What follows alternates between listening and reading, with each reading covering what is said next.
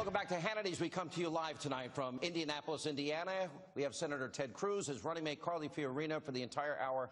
We were talking about unity at the end of the last segment. Maybe I have a crazy idea. I've been talking about it on radio now for the last 2 weeks. And that is, I look at, from the original 17 people that were running for office, and I look at the unity you now have made with Carly Fiorina. I like it. I think it's really healthy. And then I think, okay, John Kasich and Marco Rubio and Governor Rick Perry, Bobby Jindal. We have people outside of government like Rudy Giuliani or Newt Gingrich, Nikki Haley. Yeah. We have some real rock stars, people that have had great records. One of the things I would hope is that America might be able to see what a potential Republican administration might look like to help solve the problems we have, because our bench is so much deeper. As a conservative and who will vote Republican, I want to use those stars because I think our problems need the best and brightest. Do you think that's a possibility? Absolutely, yes. I'll tell you, it was one of the reasons why I announced Carly as my running mate this week, is to illustrate, to show the voters you have a clear choice. This is what the administration will look like. It will be populated by leaders, by principled leaders. You look at the men and women that stood on that debate stage. It was amazingly talented, diverse, and dynamic. Abraham Lincoln assembled a team of rivals. And there's the old principle in management that A's hire A's and B's hire C's. If you're weak and insecure, then you want to surround yourself by weak people. I don't know if you saw Donald Trump advising teenagers saying, surround yourself by people who are incompetent. It'll make you look good. That is the worst advice you could possibly give young people. I didn't see that. And I'll tell you what. Here's what I'll tell young people. Surround yourself by people who are smarter than you, who know more than you, who are amazing at executing.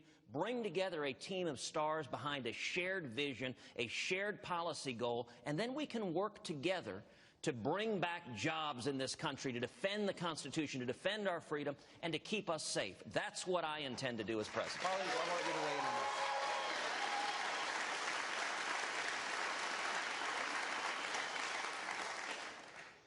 It matters who our nominee is. It matters. You don't get to just slap an R on your jersey and say, I'm a Republican.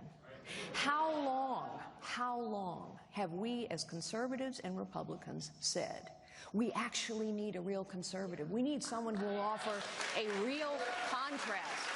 So what you heard was Leadership 101. But let me say something. Well, you were a CEO, one of the biggest companies. That's right, and that's how a leader leads. But this is not just a fight for the future of our nation, and it is.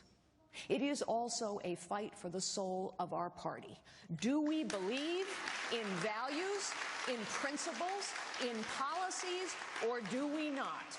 This is a fight worth having, and I am proud to stand next to this man, the man I believe must be our nominee, a great leader, and fight for the soul of our party and the future of our nation.